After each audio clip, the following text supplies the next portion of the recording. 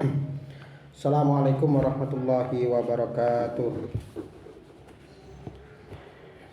Bismillah, alhamdulillah, wassalatu wassalamu ala rasulillah Muhammad ibni Abdillah wa ala alihi wa sahbihi wa mawalah wa ala kulli niyatin sholihatin wa kullu mana wa minas salafis sholihin wa li hajatina wa li hajatikum min hawaijid dunya wal akhirah bi syafati rasulillah sallallahu alaihi wasallam wa jamil masyaihina wa ustadina wa murabbi ruhina anallahu yataghashshahum bir rahmati wal maghfirati wa yu'li darajatin fil jannah wa yanfa'una bi asrarihim wa anwarihim wa ulumihim wa nafatin fid dini wa dunya wal akhirah wa huna khusun khossah. Dan teruntuk kedua orang tua kita, mudah-mudahan diberikan umur yang panjang, kesehatan, keselamatan, dimudahkan semua urusannya, dilancarkan rezekinya, dan dimudahkan untuk ziarah Makkah wal Madinah. Untuk orang tua kita yang sudah meninggal, mudah-mudahan diberikan maghfirah, rahmah dan maghfirah serta husnul khatimah bisyafati Rasulillah sallallahu alaihi wasallam. Barakatul Fatihah. A'udzu billahi minasyaitonir rajim. Bismillahirrahmanirrahim. Alhamdulillahi rabbil alamin arrahmanir rahim maliki yaumiddin. Iyyaka na'budu wa iyyaka nasta'in. Ihdinas siratal mustaqim. Siratal ladzina an'amta 'alaihim ghairil maghdubi 'alaihim waladdallin. Amin. Bismillahirrahmanirrahim.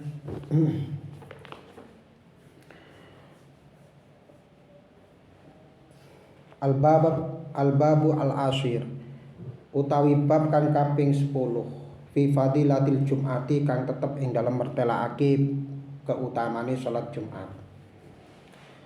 Wa qala Nabi sallallahu alaihi wasallam sayyidul ayyam utawi gustine pira-pira dina iku yaumul jum'ati, dina Jumat. Tuannya setiap hari itu adalah hari Jumat. Makanya Sayyidul Ayyam, hari Jumat itu adalah hari yang paling istimewa. Wa qala Nabi sallallahu alaihi wasallam man iktasala yaumul Jumat, man utawi sapane wong iku iktasala adus sapa man yaumul Jumati ing dalem dina Jumat, kufirat moko den tutupi anhu saking man apa dunubuhu pira-pira dosane man, wa khotoyahu lan pira-pira kesalahane man. Barang siapa yang mandi hari Jumat, maka Allah menutupi semua dosa-dosanya dan semua kesalahan-kesalahannya.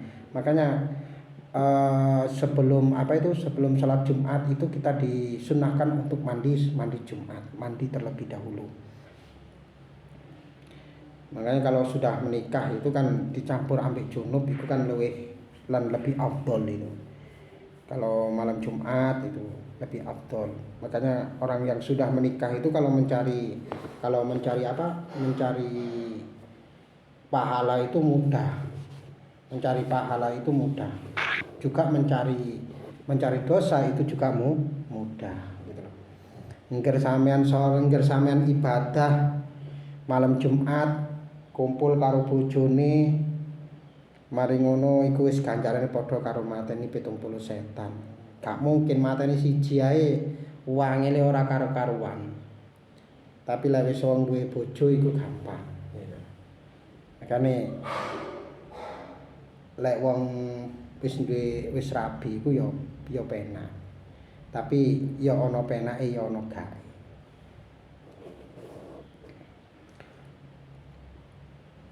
Makanya sing jomblo-jomblo iku nang rabi yo. Wis donyane wis marek kiamat.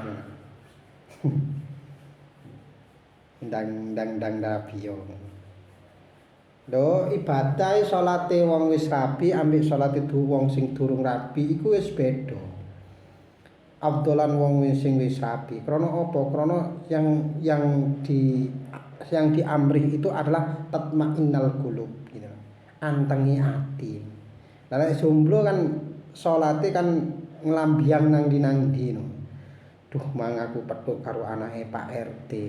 Celonoan cekak, jan mulus. Lah kan ngono. Tapi lek wong wis duwe bojo ora. Duwe bojo iku ora. Alah wis seru jeroane nyapo to. Geger. Nah, seperti itu. Wa qala Nabi sallallahu alaihi wasallam innal yaumal jum'ati sak temene dina Jumat walailatiha lan wengine Jumat iku arbaatun papat wa isruna lan 40 saatan apa saatan jami. Jadi 24 jam dalam sehari semalam, apalagi dina hari Jumat. Siang dan malamnya itu ada 24 jam. Yaktiku merdekaake sapa Allah fi kulli sa'atin ing dalam saben-saben jam. Minha saking yaumul jum'ah wa lailatiha sita mi'ati alfin ing 600.000 budak atikin kang merdeka minan naris kang merdekaaken minan naris saking neraka.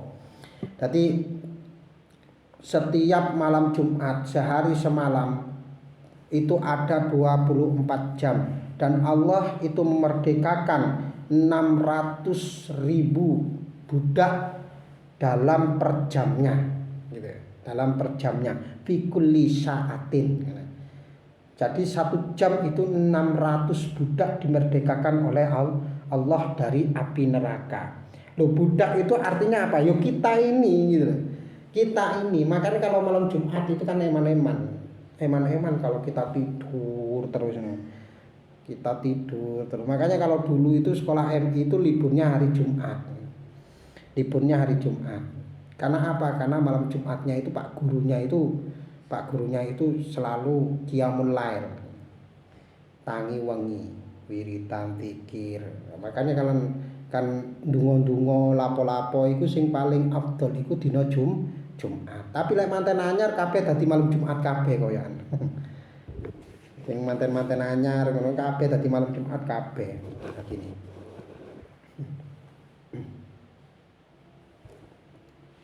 Wa qala Nabi sallallahu alaihi wasallam utawi sapane wong iku taro kalamun tinggal sapa man al jum'ata ing salat Jumat min ghairi udrin saking tanpa udur. Wal yastasaddaq mongko sedekah sapa man bidinarin kelawan sak dinar. Fa illam yajid mongko lamun ora nemu sapa man fanis bidinarin mongko sedekah kelawan separone dinar. Nah, kalau orang itu meninggalkan sholat Jumat dengan tanpa udzur. Lah udzur ini kan macam-macam. Kadang-kadang ketiduran gitu kan. Kadang-kadang ketiduran ini kan juga udzur toh. Gitu loh. Udzur. Makanya karena dalam ilmu balaghah itu sahih itu dibagi menjadi dua. Lupa itu dibagi menjadi dua, ada yang lupa qorib, ada yang lupa ba'id. Kalau yang lupa qorib itu ya seperti kita kalau kita diingatkan gitu ya. Diingatkan, sampean duwe janji apa? Oh iya lali aku. Nah, itu adalah yang qorib. Tapi kalau yang ba'id itu seperti orang pingsan, orang tidur gitu. Makanya itu laisa min hitabillah, itu tidak terkena hitobnya Allah.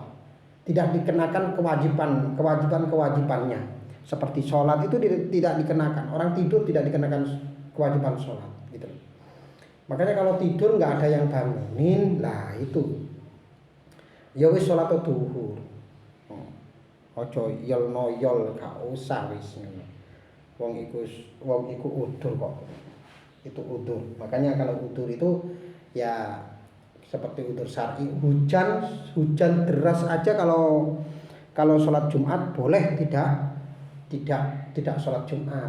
Karena apa? Karena termasuk udzur syar'i. Nah, kalau orang itu meninggalkan sholat Jumat, maka dia bersedekah 1 dinar. Sedekahlah 1 dinar. Nah, 1 dinar umpamane saiki 1 dinar itu 1.000 ya 1.000. Umpamane 10.000 ya 10.000. Terus penting yang lebih ditekankan itu adalah farta sedekahnya.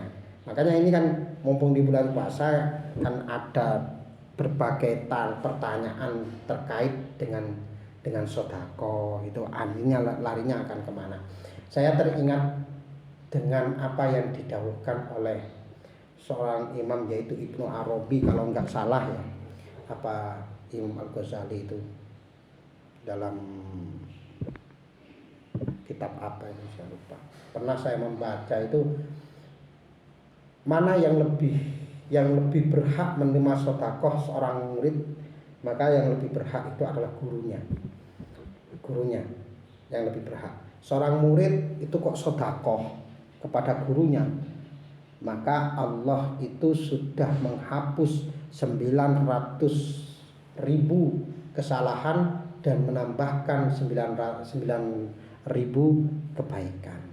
Nah, dadi kaya ngono fadilahe wong sedekah. Makane aja eman-eman nang guru ngaji sing mulang alif ba ta niku diparani, disowani. Nah, ini rahasia. Saya pernah ketemu dengan seorang kiai. Saya bercakap-cakap dengan seorang kiai. Dulu kiai ini biasa gitu. Biasa pakai motor, dakwah ke sana ke sini pakai motor. Tapi lama-lama sekarang sudah santrinya sudah banyak, mobilnya sudah bagus. Ya gak susah lah. Nek biyen ya sempat susah gitu. Saya tanya, ternyata beliau itu mendapatkan sebuah amalan atau sebuah amalan lah itu dari seorang habaib, disuruh memberikan bersodakoh yaitu sarung yang bagus gitu. Ini ceritane ngono ke guru. Akhirnya areke belan-belani sodakoh nukokno sarung. Waktu itu yang cerita sama saya itu sarung BHS. Dibelikan sarung BHS 5 sarung BHS itu dipakai. Disodakohkan kepada guru-guru ngaji, kepada ustadz-ustadz diniyah, ustadz-ustadz madrasah diniyah, ustadz pondok. Nah, itu akhirnya orang memberikan seperti itu, kata gurunya itu akan mendapatkan pahala seperti halnya orang yang melakukannya. Terus akan mendapatkan doa seperti apa yang diminta oleh orang tersebut. Terus juga dia akan mendapatkan semua pahala yang dilakukan oleh orang yang disodakoi tersebut.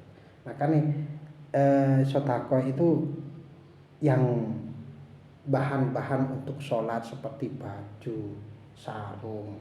Ya lek sodako apa itu ya aja diuntit-untit.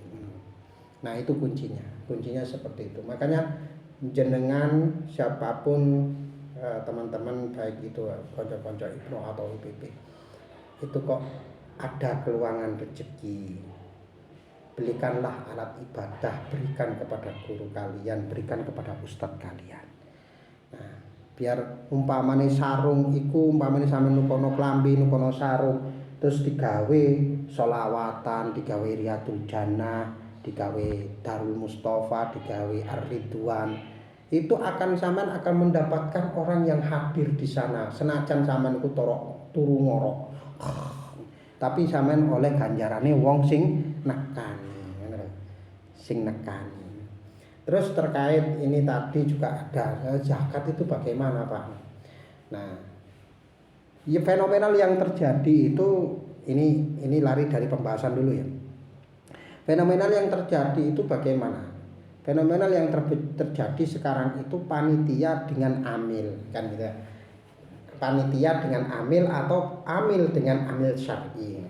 Kalau dulu panitia dengan amil, tapi sekarang panitia itu tidak mau dibilang panitia zakat, melainkan dibahasakan amil lah, amil gak masalah, amil, tapi yang sah itu adalah amil syar'i.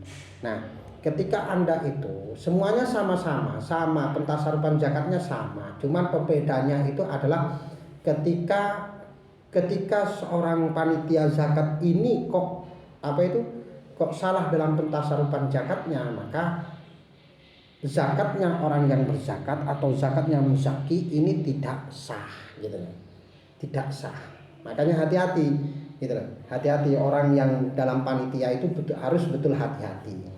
Jadi dianggap tidak sah. Karena apa? Karena panitia itu adalah wakil daripada orang yang berzakat gitu. Jadi orang yang berzakat. Tapi kalau sudah sampean zakat kepada amil, kepada seorang amil, ya sudah.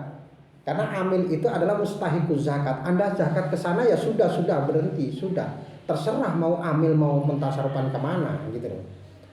Mau tasarufkan kemana, yang penting dalam koridor 7 golongan ini. 7 asnaf ini atau 8 asnaf itu, karena yang satu itu kan budak, jadi nggak ada sekarang. Jadi sekarang itu sudah 7 asnaf gitu loh. Termasuk gorim, termasuk diantaranya mustahikuz zakat. Mustahikuz zakat itu adalah satu, yaitu fakir, miskin, ya kan ya, gorim, amil, setelah itu ibnu sabil, terus setelah itu mu'allafata qulubuhum, yang terakhir adalah sabilillah. Yang menjadi polemik sekarang itu kan sabilillah. Ada yang mengatakan apakah berhak menerima zakat? Ya betul, kalau kita memakai tafsir yang metafsir yang mengatakan bahwasanya sabilillah ay sabilil khair, karena sulitnya untuk mencari orang yang berjuang menegakkan agama Allah. Jenenge berjuang lek jarine Imam Qurtubi itu kan mengangkat pedang. Jenenge berjuang itu ya perang, itu orang yang perang sekarang melawan orang kafir itu kan sulit. Yang ada itu kan melawan sesama Islam gitu. Nah, jadi maka dari itu sabilillah itu kalau menggunakan tafsirnya Imam Jalaluddin atau tafsirnya Imam Ibnu Katsir itu kan pakainya sabilil khair, sabilil khair, sabilil khair, sehingga para ustadz, para guru itu juga berhak mendapatkan zakat. Mungkin dalam sebagian imam itu tidak setuju dengan pendapat seperti itu. Maka kalau tidak setuju dengan pendapat itu, ya sudah, sabilillah ini dihilangkan saja. Seperti halnya menghilangkan satu golongan, yaitu perbudakan. Nah, yaitu apa itu? Budak itu ya. Nah, itu dihilangkan gitu loh. Berarti harus dihilangkan. Karena apa? Karena sabilillah itu sudah nggak ada sekarang. Di Indonesia itu sabilillah itu nggak ada. Makanya kan lalu bagaimana amannya? Amannya itu cuma satu, cari amil syar'i. Gitu. Siapa amil syar'i? Kalau ada amil syar'i silakan cari ke amil syar'i gitu. Nah, amil syar'i itu bagaimana? Amil itu tidak semerta-merta harus diangkat, ya enggak, mengangkatkan diri saya sebagai amil, ya enggak gitu loh. Harus diangkat melalui hakim atau qadhi. Nah, dalam bahasa kitab itu harus qadhi. Nah, dalam hal ini yaitu harus Menteri Agama. Nah, Menteri Agama membuat badan amil zakat, yaitu BAS. Nah, BAS dalam tingkat nasionalnya yaitu Basnas. Basnas itu bekerja sama dengan lembaga-lembaga, dengan ormas yang terbesar di Indonesia. Yang satu yaitu Nahdlatul Ulama menjadi yaitu Lajis, lembaga amil zakat, membentuk lembaga lagi yaitu lembaga amil zakat. Nah, ini bekerja sama dengan dua ormas yaitu NU dan Muhammadiyah. Kalau di Muhammadiyah menjadi Lajismu, kalau di NU menjadi Lajisnu. Nah, ini SK-nya sudah runtut gitu loh. Sudah runtut. Makanya yang ngangkat itu harus qadhi gitu loh. Yang menyumpah itu harus orang-orang yang ada di kabupaten. Basnas boleh. Kalau diangkat oleh Mutin itu nggak boleh. Lurah aja nggak boleh. Takmir masjid pun nggak boleh. Jangankan takmir masjid, seorang kiai mengangkat amil syar'i itu tidak boleh gitu loh. Jangan sembrono gitu loh. Urusan zakat ini gitu. Jadi zakatlah kepada amil syar'i, ya kan ya. Lalu nanti akan dibaiat gitu loh. Akan dibaiat, akan diambil sumpah gitu. Nah, seperti saya kemarin itu disumpah di sekolah atau fikih itu disumpah gitu. Makanya kalau urusan zakat silakan Anda tanyakan pada orang-orang yang alim dalam masalah bidangnya. Seperti dalam masalah zakat, tanyakan kepada orang yang alim masalah fikih. Masalah matematika, tanyakan kepada orang yang alim masalah matematika. Jangan sampai, atau masalah IPA, masalah biologi, coba sama tanyakan kepada orang yang ahlinya. Ya kan? Kepada orang yang ahlinya. Jangan ditanyakan kepada orang yang bukan ahlinya gitu. Umpamanya ada orang bertanya matematika kepada saya, yo nggak bisa ya gitu loh, nggak bisa. Kok bertanya begini, yo nggak bisa seperti itu. Jadi bertanyalah kepada orang yang tepat, kepada orang yang ahli, gitu aja. Kalau Anda mau berzakat, silakan tanyakan kepada alim fikihnya. Ini zakatnya saya ini bagaimana? Sekarang mencari amil itu gampang. Gampang cari amil, di sana lu ada amil. Ayo zakat ke sana. Kan begitu lah. Jadi seperti itu, makanya perbedaan antara panitia zakat dengan amil zakat itu adalah dalam titik pentasarupan atau dalam titik penyerahan, pembagian daripada zakat. Nah sekarang itu kan sekolahan-sekolahan banyak membentuk zakat. Sempat saya protes, ya kan ya. Sempat saya protes, loh ini kok mengadakan zakat seperti ini. Nah ini lagi ya, yang dikhawatirkan itu karena nanti zakat itu dibagikan di sekitar.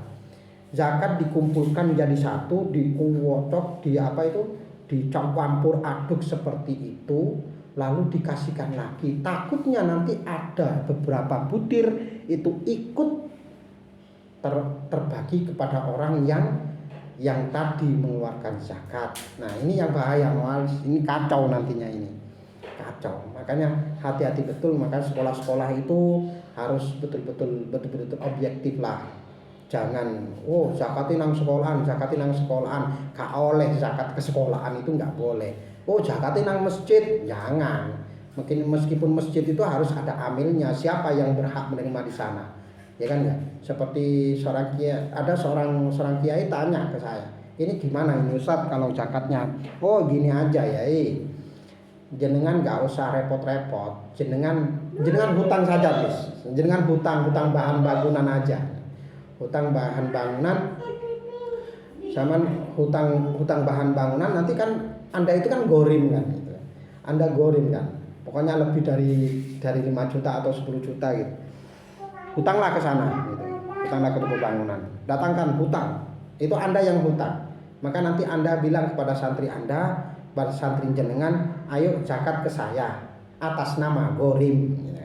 Nah, jangan malu-malu untuk mengakui seperti itu, atas nama gorim, atas nama orang yang berhutang, yang mempunyai hutang. Nah, seperti itu. Ya kan sekarang mencari orang miskin itu kan sulit, kecuali para ustadz. kalau para ustadz itu kan termasuk kategori miskin itu kan ya. Lele ustadz nggawa Innovarebon ya bukan lagi, jangan dipandang itu, jangan-jangan itu kreditan gitu kan. Ya tetap nanti gorim itu gitu. Makanya kan yang paling itu kan ya ustadz. Kan simpel saja, kalau kita itu ingin tahu kategori miskin itu bagaimana. Kategori miskin itu ada pekerjaan tapi belum mencukupi kebutuhan sehari-hari. Loh enaknya bagaimana? Enaknya begini, UMR itu berapa gitu loh. Ini kalau saya mengikuti dawuhnya kayak Abdurrahman. Bukan kayak Abdurrahman, Habib Abdurrahman bin Abdullah Al-Haddad, itu dawuhnya begini. Enaknya begini. Loh, ini loh. UMR itu berapa? UMR katakan 2,5 dibagi 30. Ya kan ya, 30 hari. 30 hari berarti per hari berapa? Per hari itu kalau nggak salah ketemu berapa gitu, ketemu 70 atau berapa. Jadi kalau di bawah 70 itu miskin gitu. Itu miskin ya. Lah rata-rata guru, kalau guru MI, guru MI, guru dinia itu kan rata-rata kan satu hari cuman 22.000, 30.000, tapi ya kan ya. Tapi kan semangatnya sangat luar biasa untuk membentuk karakter anak-anak bangsa gitu. Sehingga ini berhak betul ini mendapatkan perhatian. Kalau tidak mendapatkan perhatian dari pemerintah, ya ayolah para amil ini bekerjalah gitu loh. Bekerjalah untuk mensejahterakan para ustadz-ustadz di musola, ustadz-ustadz di pondok pesantren. Kalau wong sugih iku ora kira gelem mulang ngaji, ora kira gelem. Akeh sing ora kira gelem. Rata-rata sing wong sugih iku angel kon mulang ngaji. Wong sing mulang ngaji iku ya wong sing sedeng-sedengan, sederhana, itu orang sing mulang ngaji. Nah, itu ya. Jadi itu sepintas tentang masalah amil yang menjadi polemik pada saat ini gitu. Tapi alhamdulillah sekarang itu dengan terbentuknya Lajisnu itu di desa-desa sudah terbentuk yang namanya amil zakat. Saya kalau zakat langsung ke orang fakir miskin boleh nggak? Oh ya boleh, silakan saja. Tidak melalui amil boleh nggak? Oh ya boleh gitu loh. Boleh, silakan saja. Kan enaknya itu kalau diamil kita nggak ikut ribet gitu. Nggak ikut ribet. Mbok amil itu mau salah atau mau benar ya sepenting saya sudah ibroh idimah. Saya sudah lepas dari tanggungan. Saya sudah bebas dari tanggungan, yaitu kewajiban zakat. Gitu ya. Jadi para asatid, para pondok pesantren jangan membuat panitia zakat sendiri. Mintalah kepada Lajisnu untuk dibentuk amil syar'i di daerahnya, di pondok itu gitu loh. Jadi enak gitu loh. Nantinya enak gitu. Minta dibentuk, nanti dibuatkan SK. Wa qala Nabi sallallahu alaihi wasallam, man utawi sapane wong iku taraka lamun tinggal sapa man salasa jumain telu pira-pira Jumat tahawunan hale gampang biha kelawan salat Jumat toba mongko galak sapa Allah ala qalbihi ing atase atine man. Wa qala Nabi sallallahu alaihi wasallam, man utawi sawane wong iku taraka lamun tinggal sapa man salasa jumuatin ing telu pira-pira Jumat minggere udrin kelawan tanpa udur kutiba mongko nyatet ing man minal munafikina, mongko nyatet sapa Allah ing man minal munafikina saking golongane wong munafik. Wa qala Nabi sallallahu alaihi wasallam, man utawi sapane wong iku mata lamun mati sapa man yaumul jumati ing dalem dina Jumat aulailatiha utawa wengine dina Jumat rufi'a mongko den ilangi anhu saking man apa adabul qabri siksa neraka, siksa kubur. Lah kan gampang toh. Jadi orang yang meninggal di hari Jumat dan di malamnya maka dia itu dibebaskan dari siksa kubur gitu loh. Enak pol. Wong sing apa? Apa iku? Wong sing gak pati ibadah tapi ketika meninggal di hari Jumat itu dibebaskan dari api neraka. Makanya saya itu sering bilang kepada teman-teman baik itu di kampung dimanapun berada, ayo ojo sampai ibadah sampeyan iku gawe ngelek-ngelekno wong liya untuk menjatuhkan orang lain. Jangan. Wis sampean sujud nang pangeran iku kudu yakin bahwasannya untuk pangeran bukan Allah yang butuh sujud kita, melainkan kita yang butuh sujud kepada Allah. Iki sing pertama. Sing nomor loro, kita harus paham dengan dan harus sering membaca kisah para sahabatnya Rasulullah. Sahabatnya Rasulullah itu ada yang ahli mabuk, ada seperti Nuaiman itu ya. Sahabat Nuaiman itu mabuk, tapi mabuknya itu ingin mendapatkan perhatian dari Rasulullah. Tapi Rasulullah begitu sangat mencintai Nuaiman sehingga Rasulullah itu nggak bisa kalau ada apa-apa dengan Nuaiman Rasulullah tidak hadir, itu tidak bisa. Sampai meninggal pun itu Rasulullah hadir nemanin Nuaiman. Takut Nuaiman tidak bisa menjawab pertanyaan dari malaikat Munkar dan Nakir.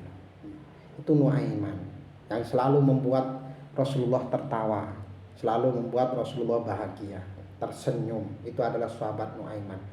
Maka dari itu kalau kita itu ingin mendapatkan hal seperti itu, ya kita jangan mencela-cela orang yang ahli maksiat. Kita tidak tahu akhir dari kita itu, kita tidak tahu gitu. Makanya fokuslah kepada ibadah kita. Terserah orang mau bilang apa, dipuji atau tidak dipuji, disanjung atau tidak disanjung, tetaplah kita itu melakukan sebuah kebaikan. Tebar benih-benih kebaikan di tengah-tengah masyarakat, di tengah-tengah umat. Jangan sampai kita itu menjadi mambaul fitnah, tapi kita itu harus menjadi mambaul hikmah. Ya. Wa qala Nabi sallallahu alaihi wasallam, man utawi sapane wong iku lamun ngucap sapa man yaumal jumati ing dalem dina Jumat li sahibihi maring kancane man, wal imamu lan utawi imam iku yahtubu khutbah sapa iman ansit menengo sapa sira au takallama utawa guneman sapa man au abasa utawa dolanan sapa man au asyara utawa isyara sapa man biadihi kelawan tangane man au birasihi utawa kelawan sirai man pakot lago mongko temen-temen lacut sapa man. Waman lan utawi sapane wong iku lago lamun ora lacut sapa man. Waman lan utawi sapane wong iku lago lamun lacut sapa man fala jumatalah mongko ora ana jumatan kang sampurna iku maujud lahu kadhe man. Makanya kalau kita itu pergi ke jumatan wong sing lanang-lanang rungokno kupingmu ya. Ketika sang khotib itu naik jangan bicara gitu loh. Jangan bicara, jangan zikir gak oleh, ngono lho. Maca Al-Qur'an gak oleh. Kecuali salat sunnah sampean salat sunnah salato karena itu adalah haknya masjid, salat tahiyatul masjid 2 rakaat cepetno. Mari ngono sampean lungguh sing anteng, ojo ngomong, ojo zikir, ojo ndres Al-Qur'an. Rungokno. Ngono. Apa sing diomongno khotib. Nek sampean ngomong zikir ono wong khotib munggah nek kono ittaqullah nek kono wiritan wis gak ono ganjaran salat Jumat nek kono. Karena sampean iku faman lago fala Jumatalah. Wis jelas wis isyarah ambek tangane, ambek kepalae, ambek sirai, itu enggak boleh. Makanya kalau orang laki-laki yang salat Jumat datang ke salat Jumat dan khotib sudah naik, sudah diam. Ya kan ya? Diam. Turu luwih apik daripada sampean iku melek tapi zikir. Gitu. Wa qala Nabi sallallahu alaihi wasallam ghusl yaumil jum'ati utawi atus dina Jumat iku wajib. Iku wajib ala kulli muhtalimin ing atase saben-saben wong kang balik. Dadi maksudnya wajib ini ada aibis sunnah gitu loh. Aibis sunnah. Jadi tidak menggunakan kata wajib yang sesungguhnya tapi menggunakan kias, menggunakan majas gitu loh. Man utawi sapane wong iku adraka lamun nemu sapa man Jum'ata ing salat Jumat falahu mongko iku tetep kaduwe man indallahi ing dalem sandinge Gusti Allah ajru mi'atin syahidin utawi ganjarane wong 100 mati syahid. Nah, wong lek salat Jumatan ya kan ya. Wong nek salat Jumatan iku padha karo ganjarane 100 wong mati syahid. Tuh mati syahid iku termasuk sing jomblo iku ngempet perasaane nang wong wedok gak diungkapno perasaane nang wong wedok iku lek mati syahid. Tapi syaratnya siji aja dicerita-critakno. Jangan dicerita-ceritakan. Wis. Nah, inilah fadilah salat Jumat di hari ke-6 bulan Ramadan ini. Mudah-mudahan kita diberikan kekuatan, kesabaran dan ketabahan dalam menjalani ibadah puasa Ramadan ini. Dan mudah-mudahan kita dipertemukan dengan bulan suci Ramadan yang akan datang. Dan mudah-mudahan kita senantiasa mendapatkan rahmat dari Allah Subhanahu wa taala. Dan mudah-mudahan kedua orang tua kita tetap mendapatkan syafaat baginda Nabi Muhammad sallallahu alaihi wasallam. Bisyafaati Rasulillah sallallahu alaihi wasallam sya'ilillah lana wa lahumul Fatihah. A'udzu billahi minasyaitonir rajim. Bismillahirrahmanirrahim. Alhamdulillahirabbil alamin. Arrahmanir rahim. Maliki yaumiddin. Iyyaka na'budu wa iyyaka nasta'in. Ihdinas siratal mustaqim. Shiratal ladzina an'amta 'alaihim ghairil maghdubi 'alaihim waladdallin. Selamat datang nang pondok iki.